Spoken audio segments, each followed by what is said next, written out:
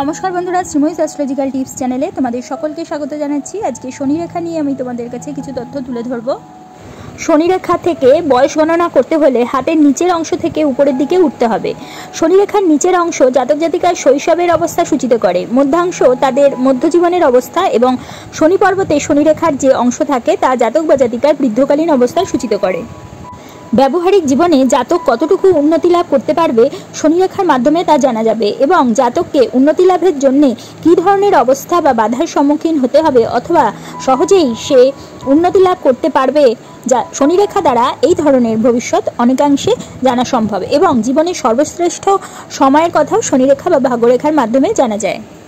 শনি রেখা করতলের অনেক স্থান থেকেই উঠতে পারে, তবে সাধারণত করতলের নিচের অংশ থেকেই শনি রেখা উঠে থাকে। আয়ুরেখার শেষাংশ এবং চন্দ্র পর্বতের মধ্যবর্তী স্থানের যে কোনো পয়েন্ট থেকেই শনি রেখা উঠে থাকে। কোনো কোনো হাতে আমরা দেখেছি যে শনি রেখা আয়ুরেখার ভেতর থেকে উঠেছে এবং কোনো কোনো হাতে আবার চন্দ্র পর্বতের উচ্চভাগ থেকেও শনি রেখা উঠতে দেখা গেছে। মোটামুটিভাবে লক্ষ্য করলে দেখা যাবে যে শনি রেখার গতি প্রকৃতি কিন্তু সর্বদাই শনি পর্বত অভিমুখী। কখনো শনি রেখাটি শনি পর্বতে গিয়ে পৌঁছায়, আবার কখনো শনি পর্বতের অনেক নিচেই শেষ হয়ে যায়। শনি রেখা সর্বদাই হাতের মধ্যভাগ দিয়ে ঊর্ধ্ব দিকে যায়।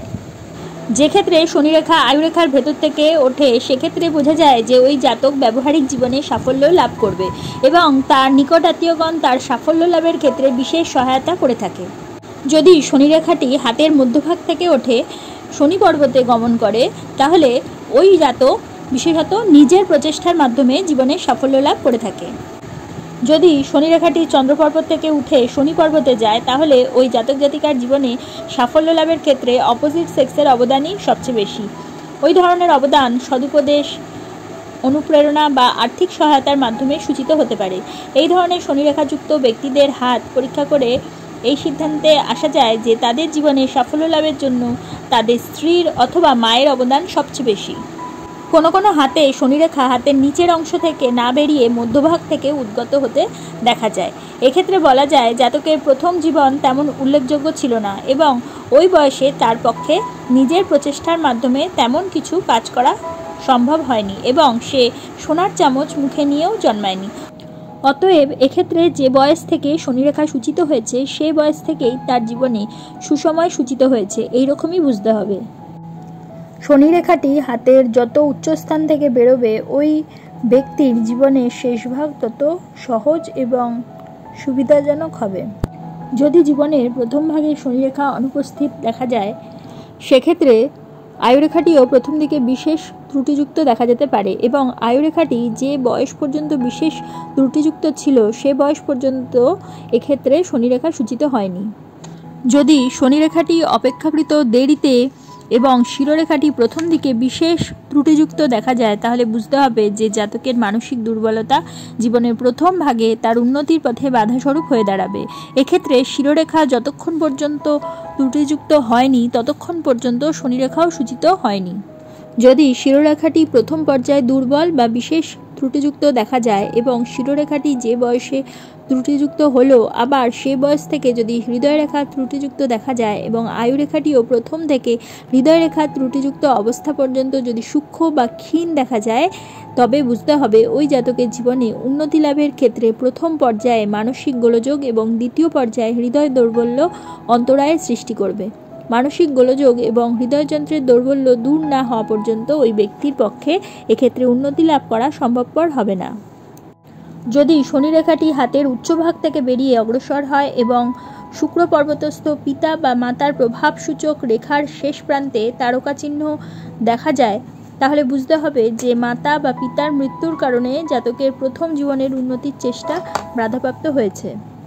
যদি শনি রেখাটি খুবই গভীর ও স্পষ্ট হয় তাহলে ওই ব্যক্তি ভাগ্যোন্নতি বিধানের জন্য সব রকম সুযোগ এবং সুবিধা লাভ করবে। সেই সুযোগ ও সুবিধার সদ্ব্যবহার করতে পারলেই জাতক সহজেই জীবনে উন্নতি লাভ করতে সমর্থ হবে।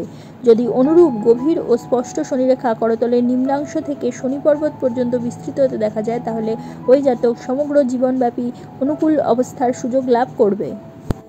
যদি শনি রেখাটি ক্ষুদ্র হয় তবে যে বয়স থেকে রেখাটি সূচিত হয়েছে এবং যে বয়সে রেখাটি শেষ হয়েছে এই দুয়ের মধ্যবর্তী বয়ঃক্রমকালে জাতক শুধুমাত্র অনুকূল অবস্থার সুযোগ লাভ করবে। যদি শনিরেখাটি প্রথম পর্যায়ে বিশেষ গভীর দেখা যায় তাহলে ওই জাতক তার ছোটবেলায় বিশেষ সুখ ও সুবিধা লাভ করবে। এই ধরনের শনিরেখা অত্যন্ত দুঃখজনক, কারণ অত অল্প বয়সে কারোর পক্ষেই সুযোগ সুবিধার সদ্ব্যবহার করা সম্ভব হয় না। গভীর ও স্পষ্ট অঙ্কিত শনিরেখাই উত্তম শনিরেখা এবং অসাধারণ অনুকূল অবস্থা সূচক।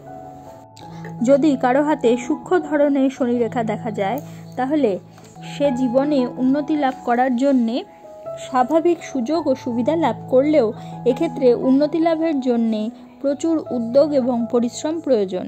তবে ত্রুটিযুক্ত বা একেবারেই শনিরেখা না থাকার চেয়ে সূক্ষ্ম ধরনের শনিরেখা থাকাও ভালো। আর শনিরেখাটি যদি চওড়া এবং অগভীর হয় তাহলে শনিরেখা একেবারে না থাকার চেয়ে সামান্য ভালো। তাহলে বন্ধুরা, আজকে তোমরা শনিরেখা বা ভাগ্যরেখা সম্বন্ধীয় কিছু তথ্য জানতে পারলে। যদি তোমাদের আমার এই ভিডিওটা ভালো লাগে তাহলে অবশ্যই এটা লাইক করে দিও, তোমাদের পরিচিতদের মধ্যে শেয়ার করে তাদের জানার সুযোগ করে দিও,